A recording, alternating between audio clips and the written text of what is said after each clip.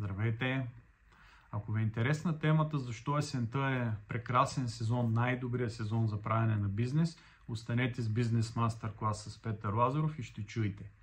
Натиснете лайк и продължаваме. Както в природата имат цикличност, пролет, лято, есен, зима и се характеризират отделните сезони със своите специфики, така и в бизнеса.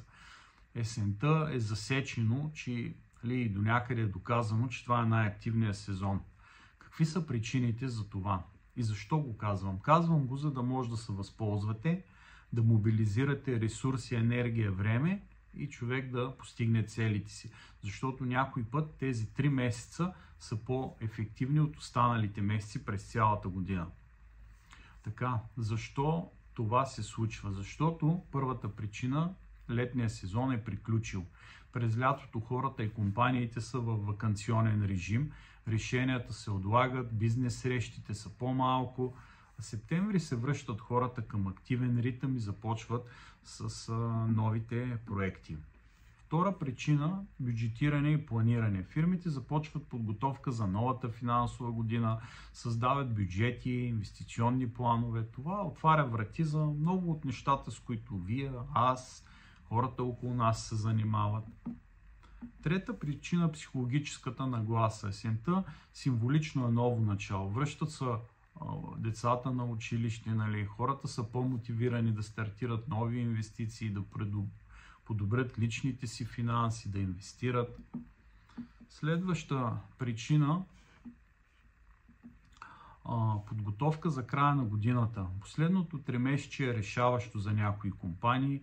Искат да имат силни отчети, частните клиенти да оптимизират данъци, спестявания, инвестиции, годишни приключвания.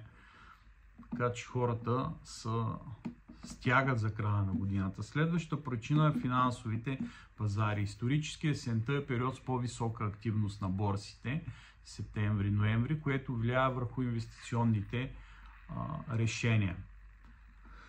За да се възползваме от потенциала на финансовата есен, като времеви период, ние трябва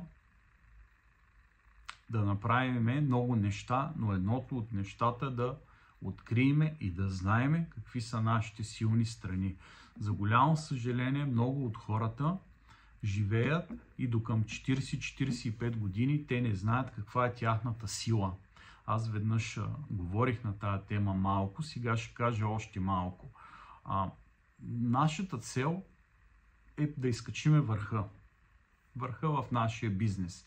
Но има хора, които са го изкачили по различен начин. Примерно мога да ви дам примери за върховете като президенти на държави. Примерно Аденауер, той много ми харесва, възстановява Германия след Втората световна война. Неговата стратегия, по която се е водил, която съответства на неговите нравствени ценности и разбиране, е стратегия на смирението. Друг велик лидер, Шар Дюгол, е използвал стратегия на волята. Той има много силна воля, никой не може да го разколебае, никой не може да му каже това не е така. Той е вярвал и е работил. Следващия е Ричард Никсън, примерно, стратегия на равновесието.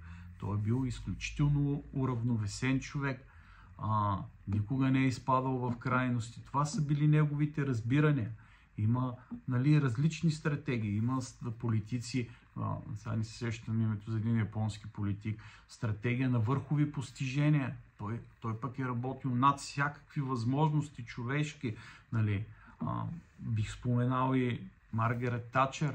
Тя е използвала стратегията на убеждението, била е невероятна в своите убеждения, в своите думи, в своите аргументи. Така че, финансовата есен, за да се възползваме, ние ще го направим, но не можем да го направим сами по себе си, само с нашето желание. Трябва да видим какъв е нашия потенциал. Казват, че отличните треньори от посредствените са тези, които откриват силата на техния състезател. Така че това е много важно за нас, да открием нашата сила, нашия прием, с който да победиме. Казахме, дадахме примери. За един е било смирението, за другия е било силата на убеждение.